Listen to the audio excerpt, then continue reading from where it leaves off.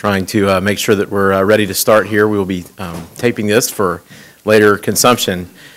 My name is Reich Longest. I'd been asked to come and introduce the speakers here today, and also take the opportunity to introduce myself to you.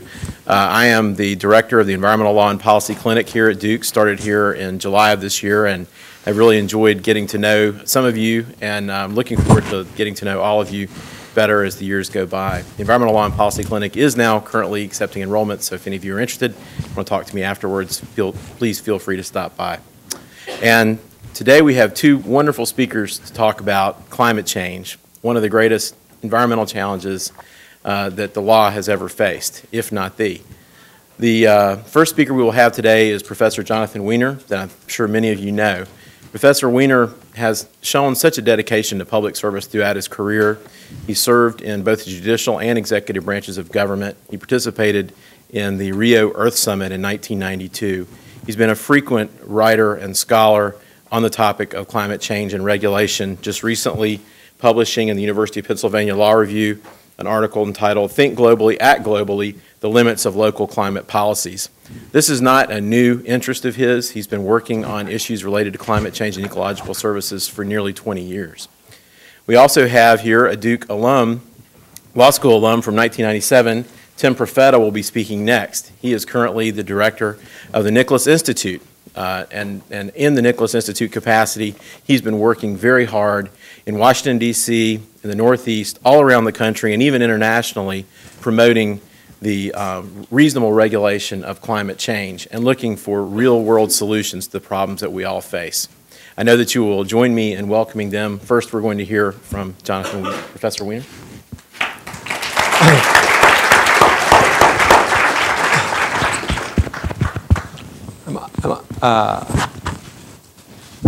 Yeah, there you go. I think the powers that be are controlling the microphone. It's terrific to see all of you here and interested in this topic. Climate change is now, and climate change policy is now front page news almost every day. As Reich said, and thank you, Reich, for that kind introduction, I started working on this when I was shortly out of law school in 1989, and was fortunate to get right in the midst of what was then the beginning of international treaty negotiations on the first treaty on climate change, the Framework Convention on Climate Change, which was agreed in 1992 at the Rio Earth Summit and signed by virtually every country in the world, ratified by those countries, including the United States, was one of the first to ratify that treaty. And then, as you know, following the Framework Convention on Climate Change of 1992, there's a subsequent agreement called the Kyoto Protocol, which is a protocol to that convention, Framework Convention. Kyoto Protocol negotiated and agreed in 1997, not ratified by the United States nor by Australia, ratified by most other countries. And meanwhile, there's the question of what the United States would do nationally, domestically. So I think what Tim and I would propose to do during this lunch session is we can't cover everything, but to raise some of the highlights of the policy design issues that are currently being debated in the United States and internationally for how to design the legal rules, the legal system that might be adopted to try to address climate change. And then, so I'll just speak briefly on that as a broad set of policy options or legal design options question. And then Tim is going to talk more about the current legislative debate in the U.S. Congress, particularly in the Senate, also some in the House, where Tim has been centrally involved both in his work now as director of the Nicholas Institute, but also earlier when he was counsel to Senator Joe Lieberman for environmental issues, and Tim helped draft the Lieberman-McCain Climate Stewardship Act, leading vehicle for climate change legislation in the Senate. Okay, let me start by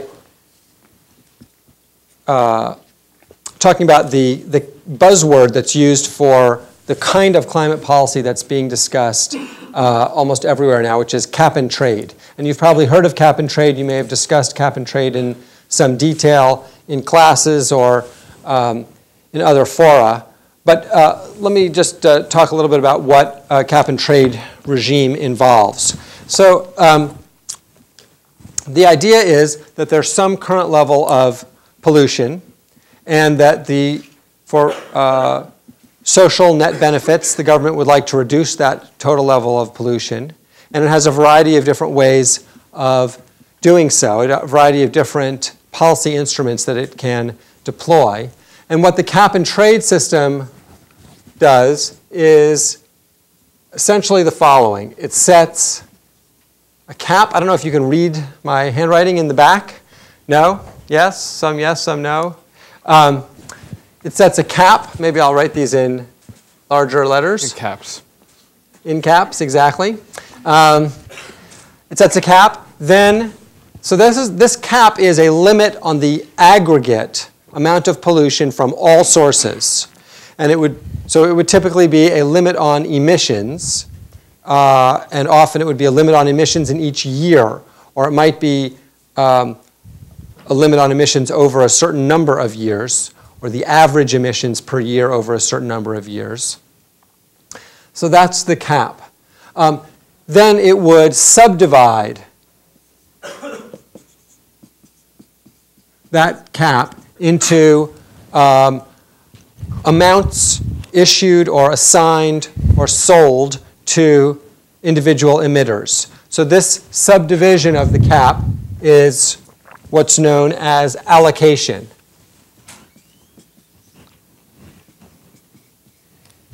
And then, once those individual emitters have their allocation of allowances or permits to emit, then they have the choice. They can reduce their current emissions or their next year emissions to meet the number of allowances that they have. That would be like ordinary compliance with an emissions limit. But there's a further feature, which is that the allowances are tradable. And tradability means that the sources of emissions can, if they decide they need to emit more than their individual allocation of allowances, they can purchase additional allowances from other sources. But those other sources have to have extra allowances to sell. So it also means if a source thinks it can reduce emissions below its allocated number of allowances, then it will have extra allowances available to sell. And that incentive to reduce emissions below its individual allocation and have extra allowances to sell means that every firm now sees reducing emissions as a potential profit source. Because every firm, every emission source would like to have a lower cost of reducing emissions than its competitors, and thereby free up more extra allowances to sell and sell them to its competitors who would need more emissions. So those are the basic elements of a cap and trade. Now there are a lot of other permutations and configurations that could be adopted. One question is, why is this a good idea? So a cap and trade system introduces a series of kinds of flexibility. One kind of flexibility is one might think of as how flexibility. This is the methods of pollution control that each source will use. And to understand why this is a valuable kind of flexibility, one has to compare it to the alternative policy instrument, which might be an instrument in which the government mandates particular control technology to be adopted at each source. So imagine that the government says every source must install a scrubber, a device which will remove the pollutant. That was the US government's policy for some pollutants in the 1970s and 80s, for example, for sulfur emissions. It would be very expensive to do that for CO2, for carbon dioxide. So that's one option. And so now you can see that the cap and trade system, even if there's no trading going on, the allocation of allowances tells each firm to reduce emissions, but it doesn't tell the firm how to reduce emissions. It leaves that flexibility up to each firm. So how flexibility offers the potential for significant cost savings to the firm to find less costly ways than the scrubber or whatever technology the government would mandate, and also an incentive for innovation, to innovate better ways, more cost-effective ways of reducing emissions than what the government would have required under a technology-based control. Second type of flexibility is called where flexibility. And this is a crucial element of the trading option. And the point here is that the cost of control, the cost of reducing pollution, may be different for different sources. There's variation in the marginal cost of control across sources.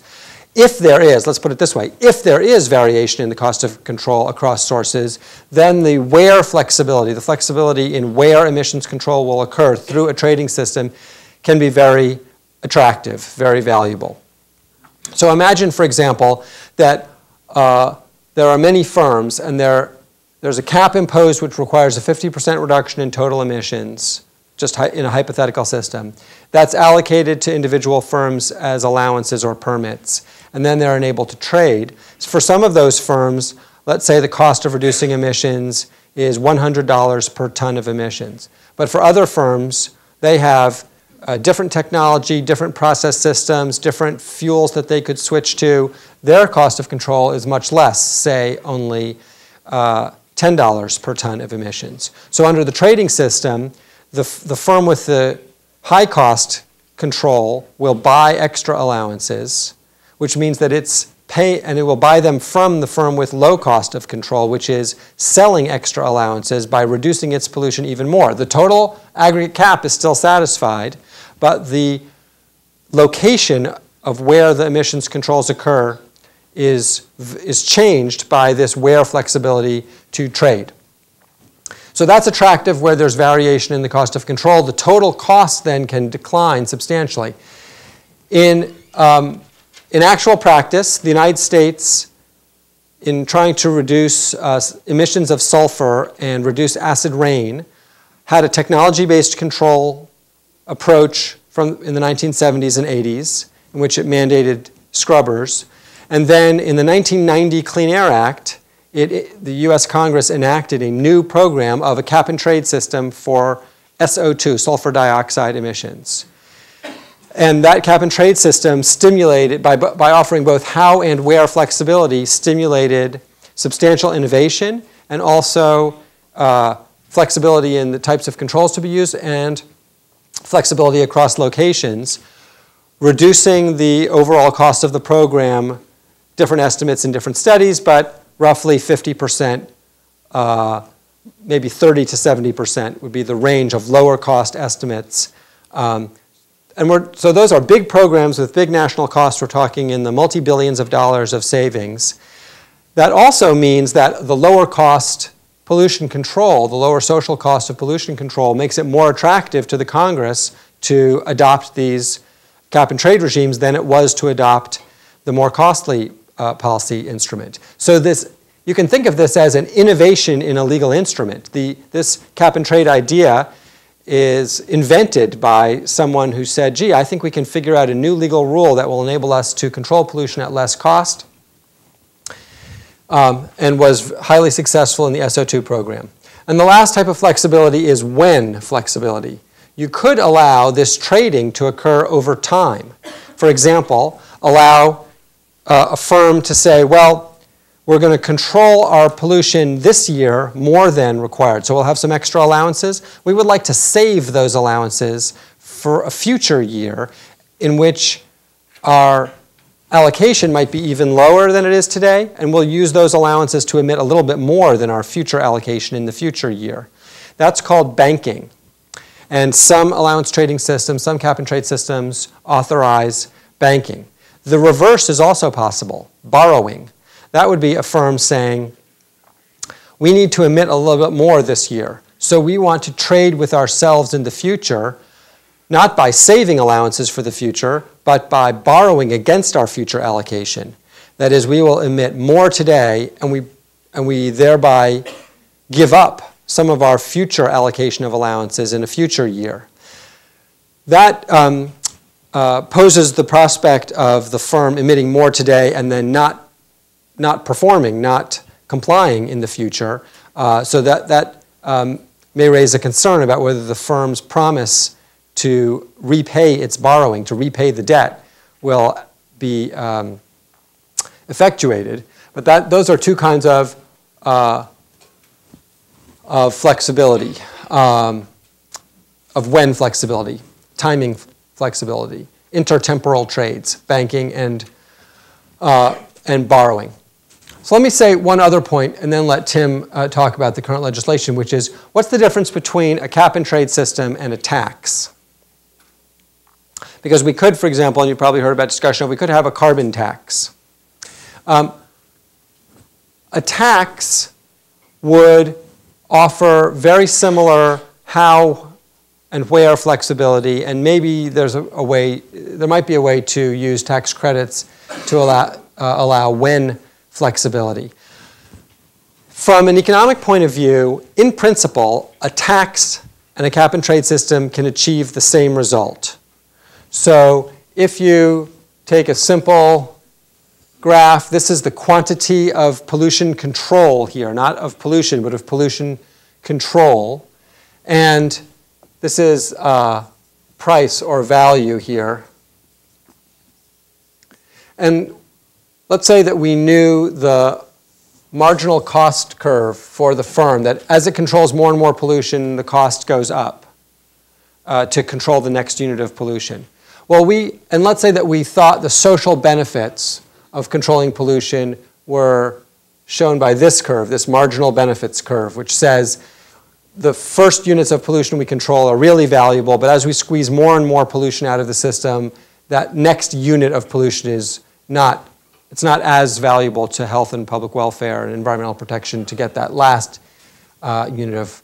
And you can see that for CO2, for example, we might like to get the very high emissions reduced, but at some point, actually, the marginal benefits curve for CO2 would become negative because we need some CO2 in the atmosphere to keep the Earth warm enough for life on Earth to survive.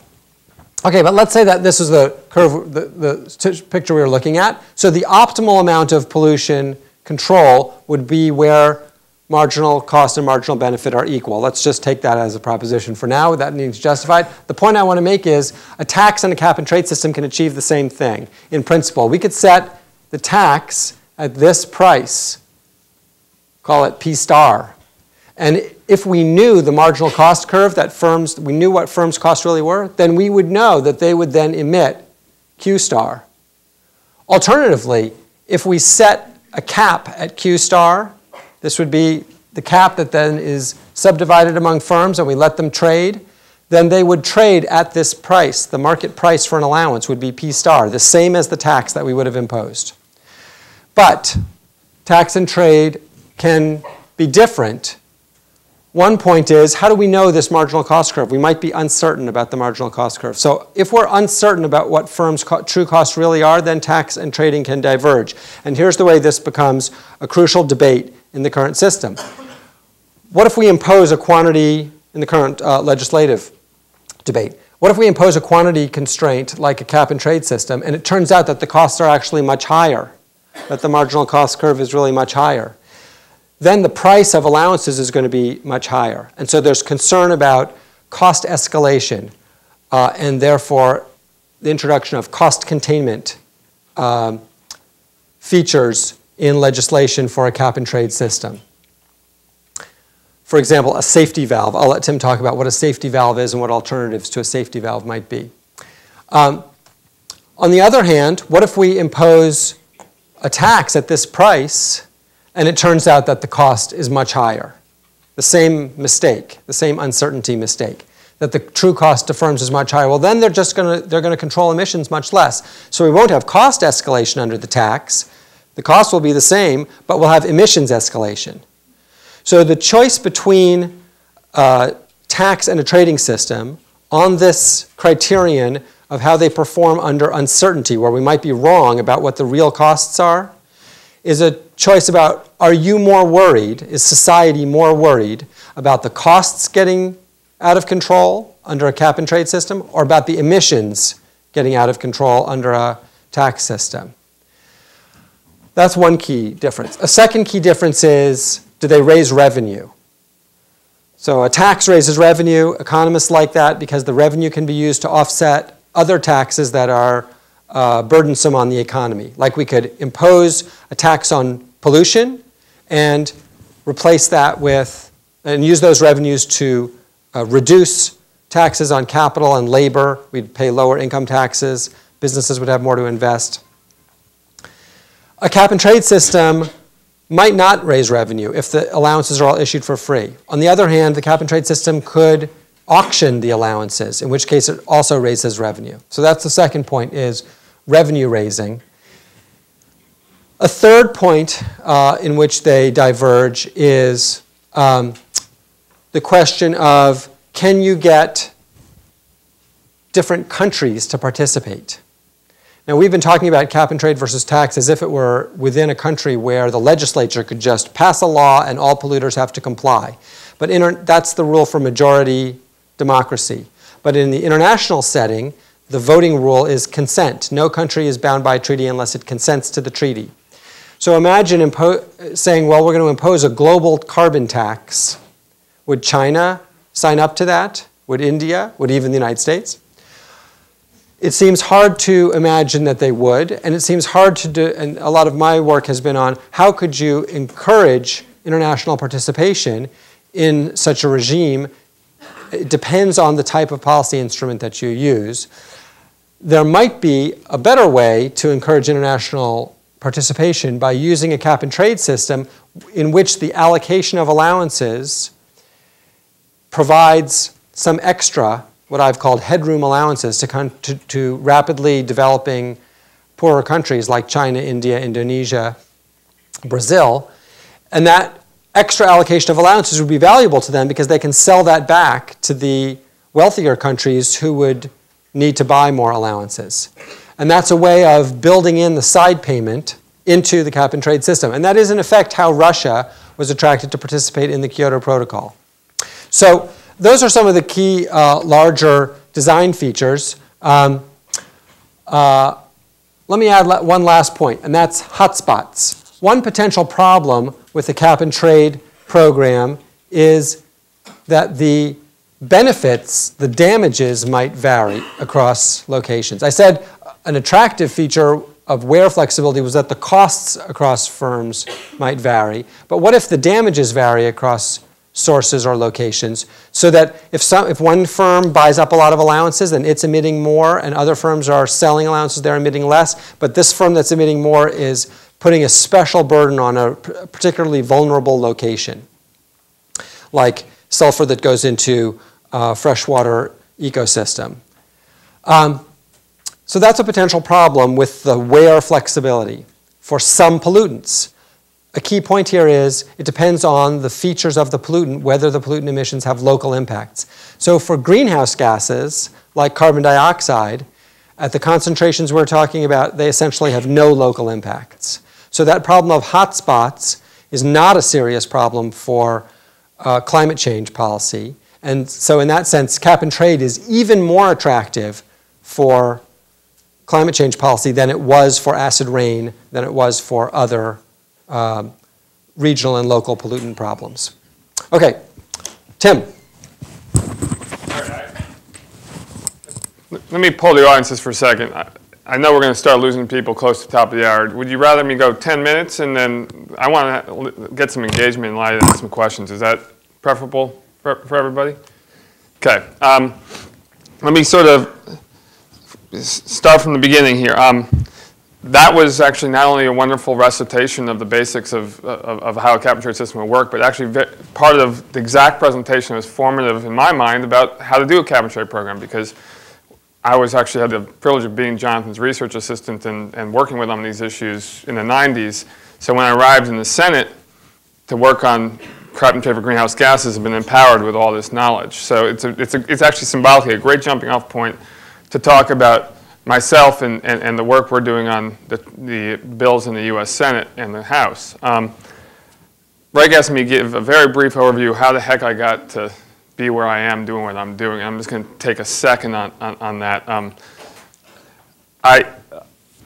It's hard to summarize. I basically stumbled into a job with Joe Lieberman in 2000 in a true, I was clerking for a judge, I was looking for my next job, and in a true Washington, D.C. fashion, had a colleague named Steve Rohde, who teaches here, who I worked with at the law firm.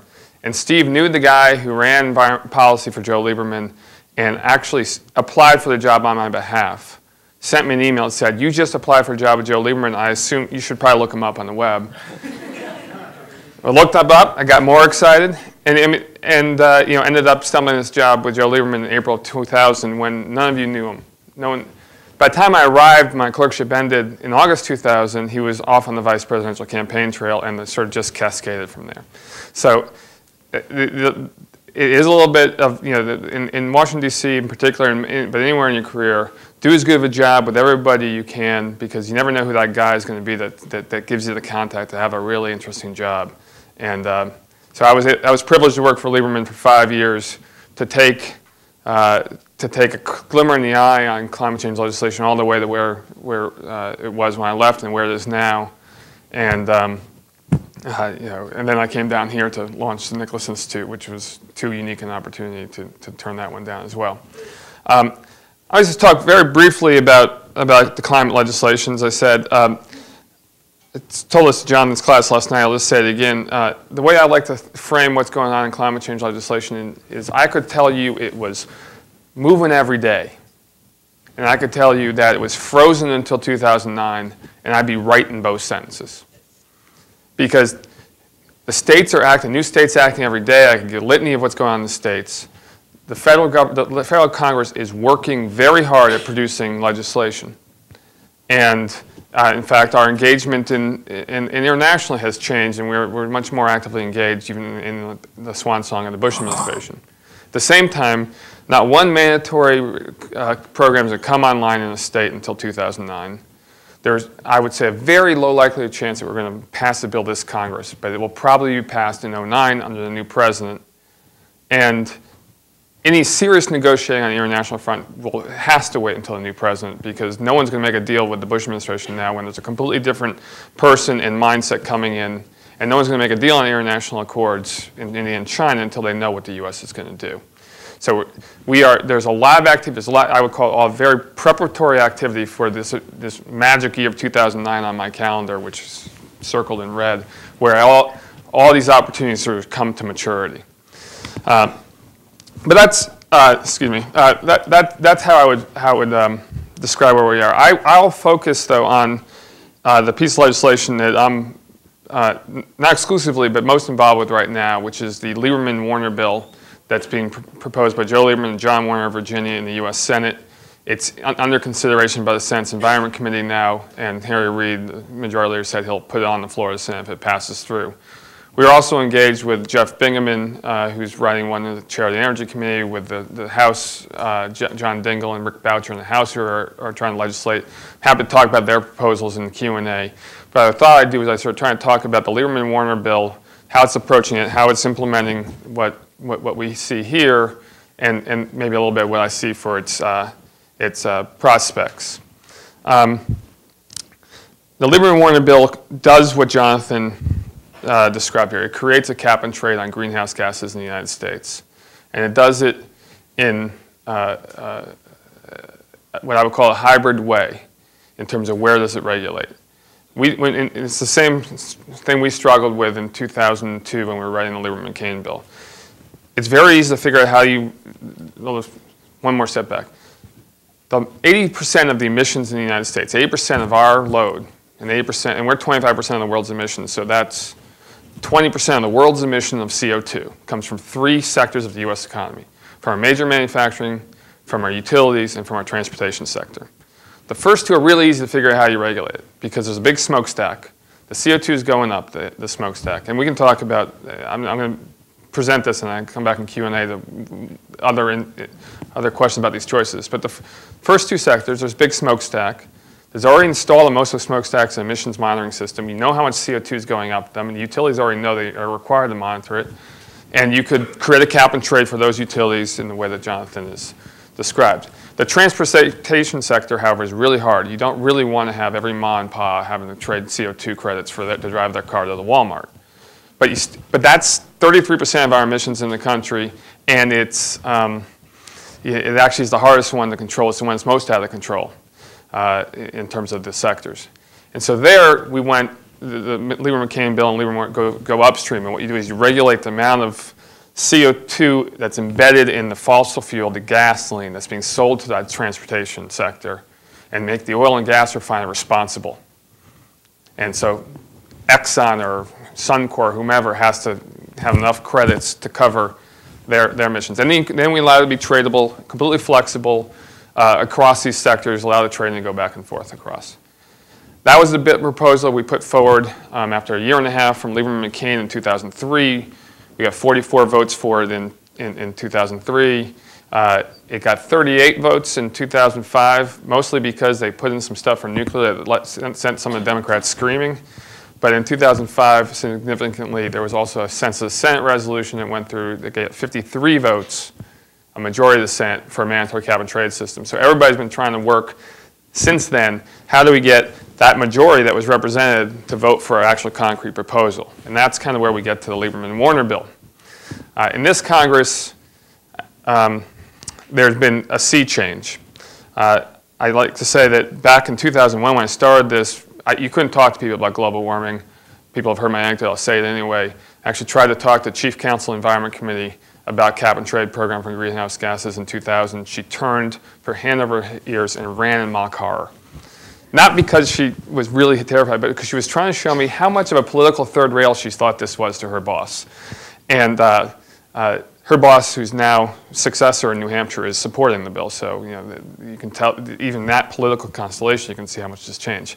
Now, if you went to the same person in the same role in the Congress, they'd sit down and they'd say, really? Well, let's talk about offsets policy. Or my boss is really interested in how we protect against competitiveness laws. They're engaged. We're actually into serious legislating. And I think that there's been three major factors. I could come up with 20, but they've really tipped that. One is that the 2006 elections allowed the mechanisms of Congress to actually work. Before that, the chairman and the Republican Party had no interest in legislating, and you just couldn't get activity. Now we have very eager legislators. Second is the problem is just becoming more tangible. It's no longer, Lieberman likes to say this, I no longer have to argue with the model shows X. I can show you, as Rafe said in Jonathan's class last night, I can show you the retreating sea ice. I can show you no glaciers in Glacier National Park. It's tangible to the person now, and it's having a big effect on the voter. And the third is the Mass v. EPA case that came down in the spring, which basically gives EPA the authority to regulate greenhouse gases and flip the political presumption. If you want to scare industry into going and getting a new bill, let them think EPA has authority to do it from a regulatory standpoint. Because they don't think it's going to get nearly done as well by EPA as by the Congress if they engage them. So that's forced this debate quite a bit, and I would say in a positive way. When Mass v. EPA came down in February 2007, there was no, what was it? April 2nd. April 2nd, my apologies. It seemed like February. It's only April. When it came down in April, there was no clarity on how we were going to legislate in the Congress. We had warring committees with different jurisdictions who all thought they had primary on it. That all came clear in June and July when Lieberman and Warner basically handed the ball and said, write the bill, move it through the Senate Environment Committee, and we'll give you floor time. And that's the process that's been engaged in since then. The bill is past the subcommittee already. It's slated for a consideration by the full committee on December 5th. A word or two, and then I'm going to try and true my promise and take questions on the bill. And it's structured just like the Lieberman-McCain bill, as I described it. It's a hybrid cap and trade covering the sectors in these ways. But it has a lot of details, 210 pages, and it has a lot of detail on trying to deal with some of the key questions that people struggle with in tackling this problem. I've got 7 sticking points in my mind that were sort of the sticking points that need to get resolved from a policy standpoint before we pass this bill, as I perceived it working on it as a Senate staffer. It's been trying to work on all those. We've been engaged with them and other offices, work with them on all those issues. I'm just going to call out a couple. And then the first one that Jonathan already sort of referred to is what I would call cost containment. The big debate, one of the big debates left is, do we cap the price of a permit? Do we do something that allows a risk-averse economy, allows it to know that the price will not go above a certain level? There's a lot of people who don't like that. Most influentially, probably the environmental community and investment community, who don't like it because it either destroys the guarantee of the quantity reductions you can get for the environmental benefit, or destroys the high-end return on investment if you invest in something that's going to, you get greenhouse gas permits for doing. And so we engaged with 4 Senate offices from the Southeast. 4 offices had voted yes on the sense the Senate had not voted yes on the proposal, and asked them what they wanted to develop for that. And so that group of senators, which was Landry, Graham, Lincoln, and Warner, came up with a proposal to create a carbon oversight board that would actually oversee a quantity-based system. But if the price goes up, they have authority to play with the laws of supply and demand and release more allocated credits into the system, release more offsets in the system, change the economic levers a little bit to offset a cost spike. We model that out. If they have enough authority, they can actually they can stop a economic distress in the system if they choose to exercise their authority. That's in the Lieberman-Warner bill. The other major proposal from Jeff Bingaman, the Energy Committee chair, has a safety valve. How they'll be worked out is a big issue. The second thing I would just say is international competitiveness remains a driving concern. When we used to try and get Senator Levin from Michigan to vote yes on our bill back when I worked there, he'd said, for me to do this is unilateral disarmament against China. You're putting a cost of business in my manufacturing sector that they don't have, and it's going to bleed more. It's a very powerful argument. It's been the argument that's been since '97. It's been the Burt-Hagel resolution that was basically part of what killed the Kyoto Protocol in the United States, made the same argument. The bill to struggle with this has developed a proposal that would allow the requirement of a carbon price on imports. So China may be able to have no program itself, but unless China gets its own program, the bill will end up charging the price for that imported steel or imported whatever from China, equivalent to the amount of greenhouse gases that are quote-unquote embedded in that product. We worked with Joost Paul Lennon and some of the work that developed this quite extensively, looking at the WTO rules and how they could comport with this. And I don't think it's at all clear that this is WTO compliant, but neither is it clear that it's not. And I think it's really a stick in the negotiating toolbox for the hopeful global agreement that will come. I testified to both these provisions in the Senate in July, and they both ended up in the Lieberman-Warner bill, which was released in October, and so thus far have survived. But there are a couple of the places where we've engaged to try and remedy these sticking points. Other ones, just to round them off, is I don't think the transportation sector is well covered enough. We haven't done enough to influence sprawl. I think we need to look at the market failures in the system, where you have non-market reasons that technology doesn't deploy, and try to make sure we can have everything we can encourage the right deployment of technology. That needs to be embedded into the bill even more than it has so far. I think we need to figure out how we allocate out these credits. That's where we're going to be giving away hundreds of billions of dollars of value to people, and that's going to be a big fight. But it also is a big opportunity to influence some people positively. Last point, last two on the issues is I think we need to figure out how we harmonize all these state programs. People really like the state programs. They can't die. We have to figure out how they mesh into a federal system. And then we've had to figure out how to make all these politicians think that they were the victors and they were the ones who did it, because otherwise they won't, So somehow Jeff Bingaman, Joe Lieberman, John McCain, John Warner, Harry Reid, Barbara Boxer, this is the Senate, I haven't gone to the House yet, have to all have been the person who passed the climate change bill. And that's the sort of political jiu-jitsu that Senate staff are great at, so we're going to try and get that done as well.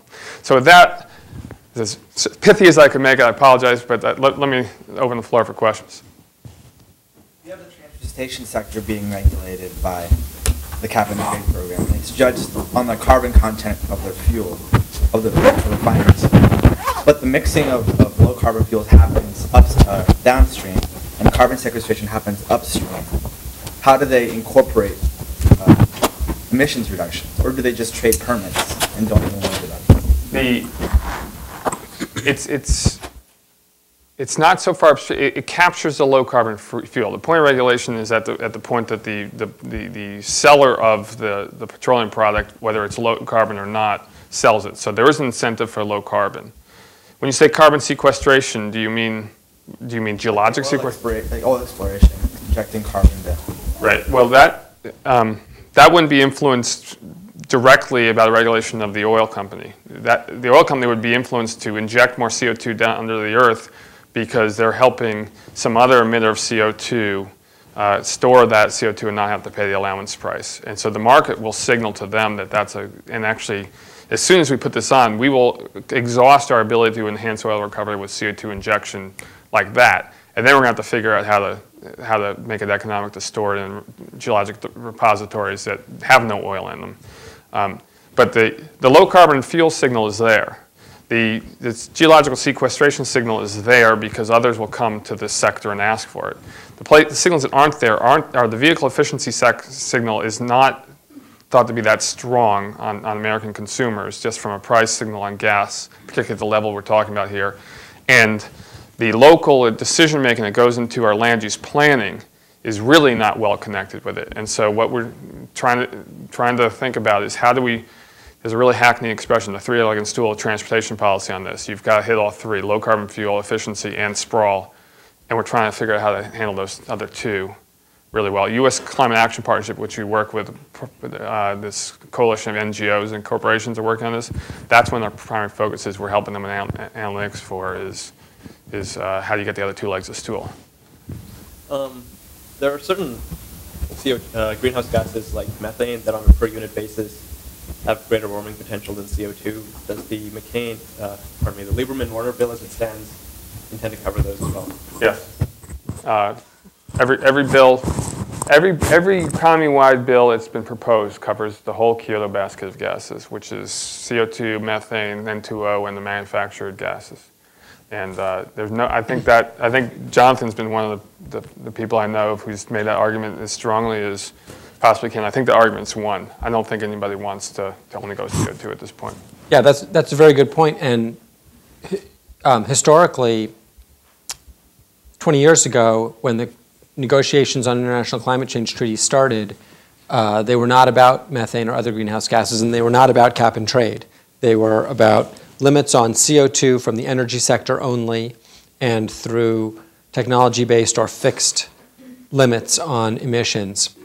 And it was a major uphill battle to get multiple greenhouse gases included, as you're suggesting, and so methane, nitrous oxide, and others, and also to get cap and trade or the tradable flexibility into the system. And what's fascinating from the point of view of watching the evolution of these debates in the legal system is that now everyone is talking about cap and trade, multiple greenhouse gases, and credits for sinks also, credits for forest and other systems that absorb greenhouse gases from the atmosphere. So that's a major change. Yeah. Sir? I'm sort of wondering what these low carbon alternatives for vehicles are. I go back to the three-legged stool. No, I mean, you've got refiners, you're mandating that they lower the carbon content of the fuel I'm going to put into my car or my diesel truck. What are they putting in there that's going to lower the per mile emission of carbon? Because ethanol doesn't. That's well demonstrated. Cellulosic ethanol does. Biodiesel does. Corn-based ethanol doesn't. Ethanol has the same energy released energy released per carbon monoxide release ratio is the same on ethanol as gasoline. I don't see adding ethanol. That's only if you do a life cycle accounting on the ethanol. No, actually, that's straight off the chemical energy. No, I'm happy that you can do different math than I can, but that's fine. I mean, I may be wrong. Do you want the answer? This website can be wrong. Do you want to answer? Yeah, I do. Okay. And don't ruin my car engine while you're at it. What's that? Don't ruin my engine while you're at it. Okay. First of all, You could put the compliance obligation anywhere in the system and allocate to a different point in the system, and you still have the same macroeconomic impact on the system. So the first thing the refiners can do is they can buy the credits and they can pass through the cost to you in your gasoline. That's one compliance option. Another compliance option, working with Shell and BP and Conoco on a weekly basis, is there are low carbon biofuel alternatives that are not corn-based ethanol. If you do life cycle analysis of corn-based ethanol, it is not a savings on CO2 because of the amount of energy that goes into production. Yeah. Or it's actually probably a 10 or 20% savings on the, it seems where the research is coalescing. If you do something that's cellulosic-based ethanol, it's using an agricultural waste stream like corn husks or something that costs nothing to generate in energy, like switchgrass. My understanding is that technology is not mature. Well, that technology is maturing. But it's not. But it's not mature. But they think that they actually think that the greenhouse gas signal is what it takes to get that technology mature. If you go to biodiesel, you also get a very positive ratio, and then you have, and then the sympathetic thing I have to your question is that isn't enough to really get great compliance in this sector moving the right way, which is why you have to have some sort of efficiency standard in the vehicles built in, and you have to do something about the vehicle's miles traveled at the same time. No disagreement that vehicle efficiency is the real key. Let's take, since time is short, let's take the next question. Yeah. Does that mean? Yes. Yeah, okay. I have a question about the cap and trade system. I can see a scenario whereby wealthier firms that don't need additional emissions buy them up to try to raise the price on them, and then they're able to sell less emissions for the same price as they would have, same profit that they would have been able to sell more at the lower price. And then you have a total reduction in emissions underneath the cap. Do you see that scenario playing out? I think the general answer is it is important what the economics of the market are. And there's potential for market power where some firms might be very large holders. There might be potential for the kind of behavior you described, which I think you were saying some firms could buy up allowances that they didn't need, which would be they would be, and so those things are worth looking at. In the acid rain program, which started out with about just over 100 sources being regulated, there was concern that some sources might buy up and hoard allowances. But other economists said, no, there's going to be substantial competition because a firm that hoards allowances is essentially foregoing the revenue from selling the allowance. And so if other firms are bidding for those allowances, you may be right that the price will rise some, but actually it turned out that in the acid rain program, the price was lower than expected, partly because the how and where flexibilities enabled the sulfur pollution to be reduced at so much lower cost.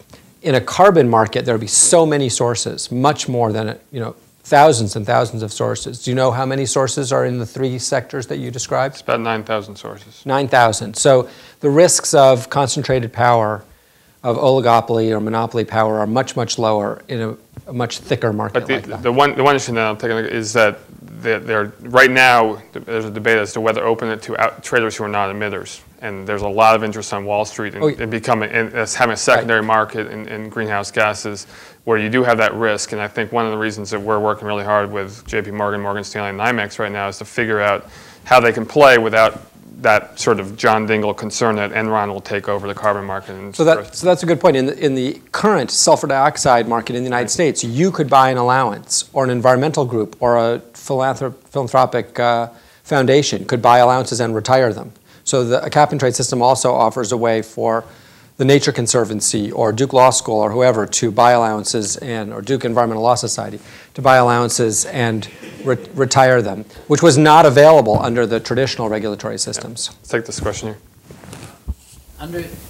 I've heard the industry argument that under the Clean Water and Clean Air Acts, they're essentially strictly liable for their pollutants. And so they sometimes argue that if they were to buy they were emitting more than they were supposed to as pollutants, and they bought a cap and trade program, they bought permits, and those permits turned out to be, for whatever reason, illegitimate or non-verifiable, then they would still be held liable Is that a legitimate concern? What kind of legal structure? I'm not sure I'm not sure I agree with the premise of the question. Under the Clean Air Act, for example, firms are not strictly liable for their additional emissions. And actually, once they install the scrubber under the technology-based controls in the Clean Air Act, then the amount of emissions is unregulated. There are emissions restrictions imposed by under the Federal Clean Air Act imposed by the states, which might regulate the amount of emissions, but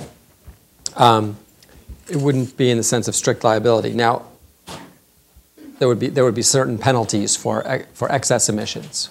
Same thing under emissions trading, and this is a point that maybe Tim and I didn't make, but which is obvious to us. But a cap and trade system is a regulatory program, and it requires monitoring, as Tim mentioned. It requires monitoring of actual emissions, and it requires enforcement. And that means that if sources emit more than the allowances they hold, they have to be subject to penalties. So the acid rain trading program, for instance, had a penalty of in the statute of $2,000 per ton for emissions in excess of the amount of allowances held. You have to track how many allowances are held, because that may change over time as companies buy and sell allowances. But once the allowances are tracked and you compare that to the monitoring of actual emissions, any exceedance they had to pay $2,000 a ton, the market price for an allowance in the first several years of that program was about $150 a ton. So that $2,000 was a very stiff penalty. So we would need monitoring and enforcement and penalties in a carbon or greenhouse gas market. The way we did the penalties to make sure no one ever decided to pay the penalty rather than go to the market was we trebled the market price if you violate. So there was no. So pretty tough. Yeah. Take that one. If you had to bet on how this is going to change down the road, like what's going to stay in the bill, what's going to go in the next year or two, where would you put your money? I think the general architecture is conceded. I think the biggest debates will be, I think on the trading competitiveness concerns, there's a lot of interest to do more than just have this stick, but actually have some sort of positive engagement and technology export program that sort of gains the opportunity that is the Chinese market. I think the safety valve carbon board debate's going to be fierce, but I've been meeting with NCEP, who's a sort of champions of the safety valve. I think there's actually a compromise there. So you probably end up with a compromise amendment that probably starts with a safety valve and goes over to a board or something like that. It's not economically easy to figure out how to make that work, though. I think the targets are going to be really interesting. What's happening is the left wing of the Senate is wanting more and more and more, and I think the pushback's coming. It's going to be hard enough to hold where we are with what's coming on the floor. So I think that I don't know how that's going to work out. That probably will be one of those things that doesn't quite get worked out in this Congress. And the last one I'd say is the allocation will get really fierce too, and I think you'll end up with a pushback from industry, and they'll probably get more of a share of the allocated allowances than they got in the bill right now. Back row there. What would you say, as far as transportation sector goes, what would be the viability of increasing the regulatory arm to include, say, car companies, so that you have them in their own cap and trade system as well, so that because that would seem to be a little bit more of a really solid effect than just acting on the refiners. No, in the original Lieberman-McCain bill, I'll tell you the story of it. The original Lieberman-McCain bill, we actually had a two-pronged approach to the transportation sector. We had the upstream cap, which is the only administratively feasible place. We thought about putting a cap on the car companies for a long time. It is the most gameable system you can have. The car companies will game their way out of that system in a heartbeat. You can get it cleanly at the oil level. But then we had basically a baseline and trade on the car companies at the same time, which was, set a level, and if you outperform it, you get credits, and if you underperform it, you have to buy credits. The story behind that is setting that baseline became precedential for CAFE, and first I had it pegged to everybody's CAFE corporate average fuel economy, their own fuel efficiency standards. And the Detroit companies went nuts, saying this is a precedent, you're just going to be giving money to Japanese. Then I said to everybody's individual company baseline, so outperform what your historic record is, you get some credits. And Japanese companies who are just as powerful politically as the American companies now, because of the amount of people they employ here, went nuts and said, you're just giving money to Detroit. So I said, what if I take it out of the bill? And they both said, oh, we don't care. So we took it out of the bill and we got more votes. But no, but my successors are going back to that and trying to build that in. The other thing is there has to be a system on sprawl. It's probably you have to go after the big transportation funding bill, $300 billion bill to go through in a couple of years and really change it there. But there's some thoughts of having some sort of state and local planning process. They get resources, they do a greenhouse gas friendly plan type of thing in here, so try and influence that as well. What's that? Question in the middle there. Sure. Next question. Yeah, well, I was just wondering, who do you think should be able to decide what sorts of offsets are legitimate, given that a lot of the options we don't know, the scientific uncertainty and the possible damages they could cause? Who do you think should decide? Duke University. We have a guide on agricultural and forestry offsets that tries to get after that. The government there has to be a certification program that the government puts forward, and you have to be able to go and certify that the offsets are real and not harmful, et cetera.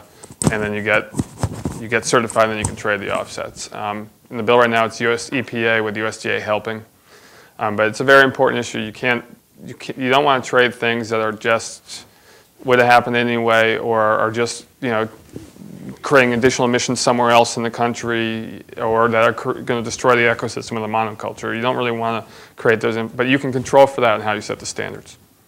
And that's a general question also about participation. How many what sectors of the economy are covered, and what countries are covered? Because if all sectors were covered and all countries were participating in a global cap and trade system, there wouldn't be offsets that needed verification in the same way. There would still need to be monitoring and compliance assurance enforcement, but there wouldn't be these second-order commodities on the market requiring special certification systems. But given that we're in a series of evolutionary steps, and where some sectors are harder to cover and some countries are more difficult to bring into a system, then the trade-off is if you insist on perfect certainty or full, sort of ideal confidence, then you discourage investment in those sectors or countries that could be beneficial for the climate and lower cost for the economic actors. But if you have too lax a system of certification, then you've let in, I think what you were describing before, low-value commodities into the trading market, and that's going to undermine the functioning of the whole trading market. So it's a difficult trade-off to manage. Take a couple of that. Who does the bill envision will be responsible for the monitoring and enforcement function? And if it is an institution already existing like the EPA, do they already have the capabilities already existing? The bill, and I think all bills, maybe not Bingaman because he wanted to get to the Energy Committee, not the Environment Committee, so he wrote out EPA. But even Bingaman agrees that EPA is the right place to have that, as Jonathan referred to, they've already been running it for the acid rain trading program. They have more expertise in how to run this than anybody else pretty much in the globe. They've been getting ready for it, either openly or surreptitiously, for a long time. The function, I mean, one of the reasons the cost is low, despite the discovery of the lowest cost reductions in the economy, the cost is low also on the government, because really what you have to do is you have to true up. And you've got automatic emissions monitoring, and they have to have, so you know what they emitted, and you basically have to have enough serial numbered allowances to true it up. And so the enforcement cost of the program is much less than more traditional regulatory programs. I'll take one or two more before we break. Anybody else? Okay, sir? Yeah, on a more international relations aspect, the Senate's sending a separate delegation from the presidential administration to Bali. Is that normal? Normal. It's absolutely normal. There was a number of them in Kyoto. I was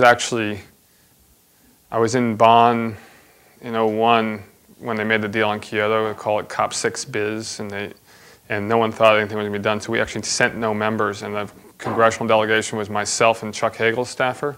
But all the countries sent legislative delegations, and so we did these roundtable meetings with all the other German legislators, and it was just me and the other staffer from Chuck Hagel's office. So that was an abnormal year. Usually there's a significant amount of people there. And it really depends more on the Senate and House schedules and whether they can get away than their interest. It's traditionally, let me say one more thing, traditionally, before 2000, traditionally the Foreign Relations Committee at the Senate would send a delegation, usually to an important international conference, because they were responsible for ratifying the treaty. So the chair and the ranking of the Foreign Relations Committee would send a delegation. So rather than coming back with a deal and then asking the Senate whether it was good, they could have an iterative back and forth with the negotiators in that context. That sort of eroded. I know that Biden and Lugar want to get that back, and so are really interested in sending more delegations to key treaties. Last question before I know we're going to leave. Great. Thank you all.